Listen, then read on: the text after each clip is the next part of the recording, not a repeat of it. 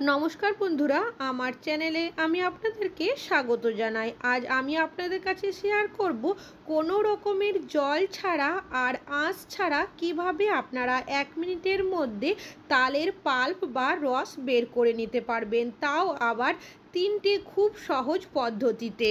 চলুন তাহলে দেখে নেওয়া যাক কিভাবে আপনারা জল ছাড়া আর তালের আঁশ ছাড়া আমরা তালের পাল্প বা রসটা বের করে নিতে পারি। আমার ভিডিওটা যদি আপনাদের ভালো লেগে থাকে তাহলে লাইক করুন, কমেন্ট করুন আর সাবস্ক্রাইব করে আমার পাশে থাকুন। এখানে আমি নিয়েছি একটা মিডিয়াম সাইজের তাল। বাজারে দেখবেন দুই ধরনের তাল পাওয়া যায়, একটা হলো কালো আর একটা হলো লালচে ধরনের। আপনারা কালো তালই নেওয়ার চেষ্টা করুন। লালচে ধরনের যে তাল হয় সেটা কিন্তু অনেকটাই তেতো টাইপের হয়। তো তালটা ছাড়ানোর আগে আপনারা কি করবেন, এইভাবে করে 2 থেকে 3 বার হালকা হাতে একটু বাড়ি দিয়ে নেবেন। আর তারপর কি করবেন, তালের ওপরের যে খোসাটা রয়েছে এটাকে হাত দিয়ে এইরকম করলেই কিন্তু খুব সহজেই উঠে আসবে। তালের রস বা পাল্প বের করা কিন্তু কম বেশি অনেকটাই সময় লেগে থাকে। আমরা অনেকে তালের বড়া, তালের ক্ষীর বা তালের ফুলুরি খেতে পছন্দ করলেও তালের থেকে রস বের করার ঝামেলার জন্য কিন্তু আমরা অনেকে বাজার থেকে তাল কিনে নিয়ে আসি না বা তালের কোনো রেসিপি বানাই না। তো আমি আপনাদের কাছে 3টে খুবই সহজ পদ্ধতিতে দেখাবো কিভাবে আপনারা জল ছাড়া বা তালের আঁশ ছাড়া তালের পাল্প বের করে নিতে পারবেন।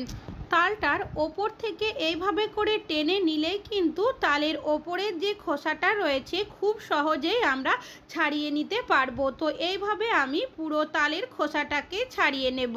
খোসাটা ছাড়িয়ে নেওয়া হয়ে গেছে। এবার তালটাকে এইভাবে করে ধরে আপনারা যদি এইরকম করে দেন, দেখবেন খুবই সহজে তালের যে আঁটিগুলো রয়েছে সেগুলো কিন্তু আলাদা হয়ে যাবে। তালের আঁটিগুলো আমার আলাদা করে নেওয়া হয়ে গেছে। এবার হাত দিয়ে আঁটিগুলোকে এইরকম করে চটকাতে থাকবে, তাহলে দেখবেন তালের ওপরের যে রস বা পাল্পটা থাকে সেটা কিন্তু অনেকটাই নরম হতে শুরু করবে। আর এখানে কিন্তু আপনারা চাইলে জল ব্যবহার করতে পারেন, আমি কিন্তু কোনো রকমের জল ব্যবহার করব না। তো এইভাবে করে আপনারা যখনই কিছুক্ষণ করবেন, দেখবেন তালের যে শাঁস বা পাল্পটা সেটা কিন্তু আপনার হাতের মধ্যে অনেকটাই চলে আসবে। এইভাবে করে 3টে আঁটিকেই আমি কিন্তু চটকে নেব প্রথমে।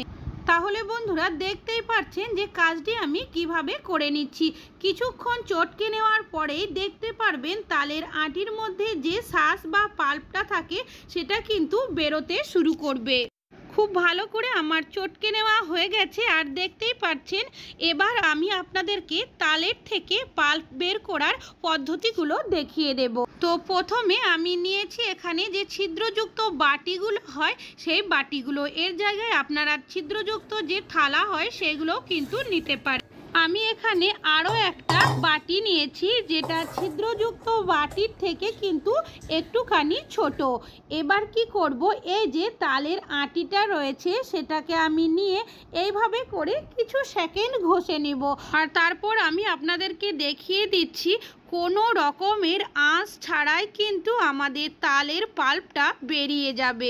তাহলে বন্ধুরা দেখতেই পাচ্ছেন যে কতটা সহজেই আমরা তালের রসটা বের করে নিতে পারলাম।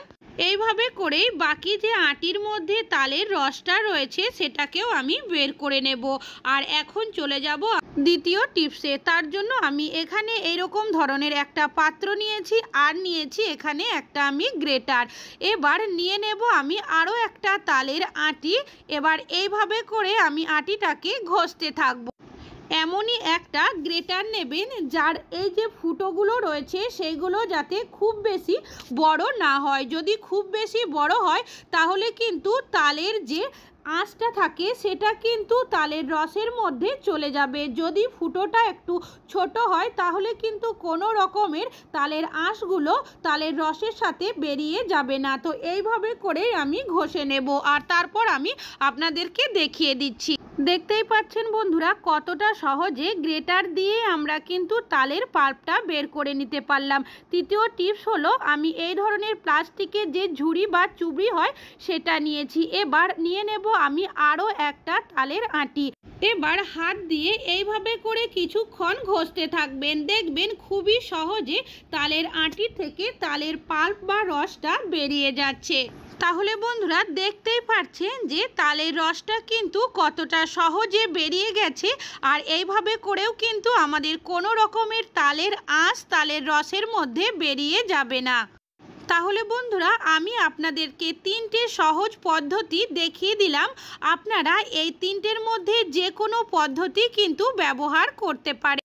আমার মনে হয় আপনারা এই ধরনের প্লাস্টিক ঝুড়ি বা চুবড়ি অথবা যে ছিদ্রযুক্ত পাত্র হয় সেইগুলো দিয়ে কিন্তু করলে সুবিধা হবে। আশা করছি তোমাদের এই টিপসগুলো আজকের অনেক বেশি কাজে আসবে। ভালো লাগলে অবশ্যই একটা লাইক করবেন। আজকে এখানেই শেষ করছি, আবার চলে আসবো আরও নতুন নতুন টিপসের ভিডিও নিয়ে। ততক্ষণের জন্য ভালো থাকবেন, সুস্থ থাকবেন।